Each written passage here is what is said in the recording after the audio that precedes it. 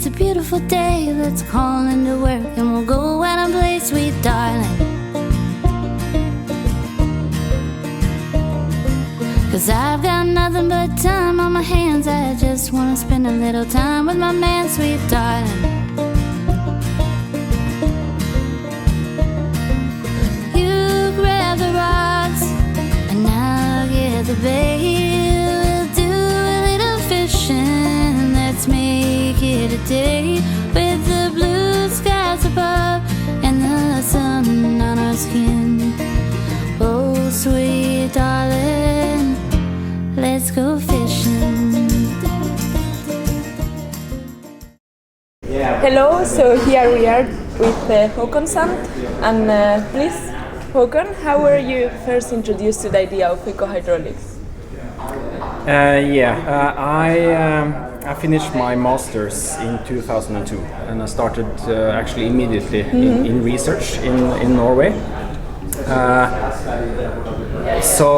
But it wasn't until actually the first Ecohydraulics conference I went to, which was in 2004 in Madrid, where I actually was introduced to kind of the width of what actually Ecohydraulics is. Then I think that's one of the first times I realized how much it actually contains. You know, as a researcher, you try to focus on your area, which might be a bit narrower, but still, yeah. So I think it was maybe a couple of years after I started my career as a scientist or researcher. Okay, and what is an example of an ecohydraulic research article that influenced your research? Yeah, I find it hard to kind of pick one. But still, if I were to pick one, the 1997 article on the natural flow regime paradigm by Poff and Richters and all these others. I think that one made an influence in relation to at least understanding the importance of variation in flow. You know. As we all are aware that most of the environmental flow are static, so it's kind of more of an introduction for me, at least it was to understand the variability of flow as an importance, seasonal, interannual, things like this. Good. And tell us about an ecohydraulic project that you are working on right now. You and your PhD. Exactly. Yeah. I think I should mention my PhD. Yes. Which is very related to the topic of ecohydraulics.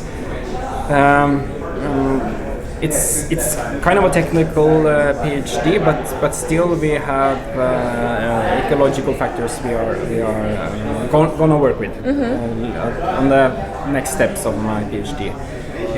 In Norway, we would like to have a look at more the inland fishes and how they respond to the hydraulics of our inland rivers, of course in a setting where there is hydropower.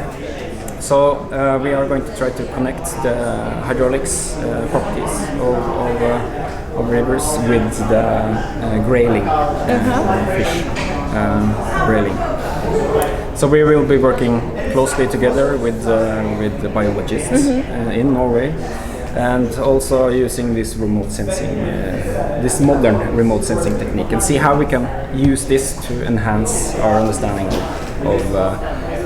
of ecology. I think, so that's definitely something that fits within the topic. Okay, and looking to the future, what is one ecohydraulics topic that you think future generations will be better positioned and that answered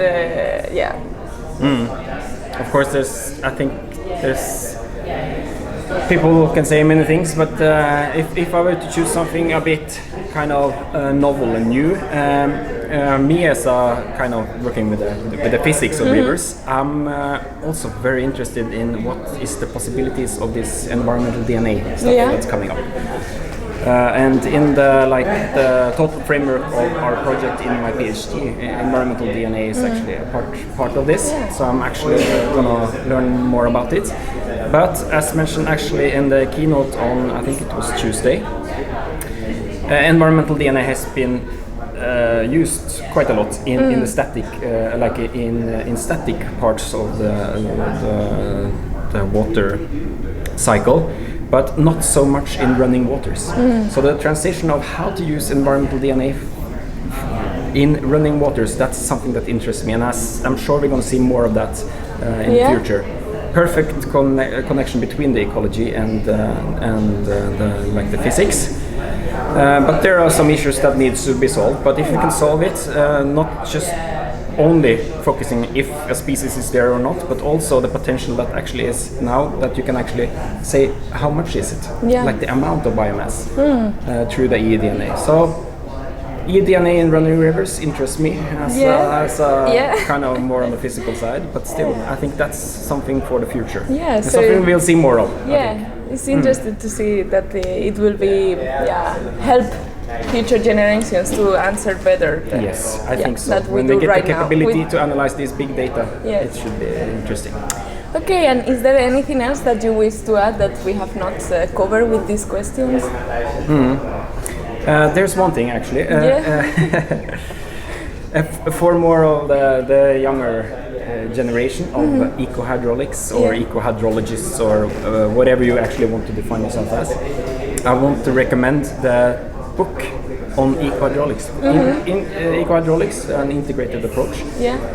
Came in 2013, I think. It's a great introduction to the topic. It's written by many of the big players, as you know, in our community. And if you want to learn more about what is ecohydraulics and what is the span of it, it will be a great introduction. I hope it will become more available than it is today, but I'm sure in some way you can get it by asking the seniors if they have it available. So my recommendation, get that book, read it, and get a deeper understanding of what ecohydraulics is. Thank you very much for your time. You're welcome, Anna. Bye. Bye-bye.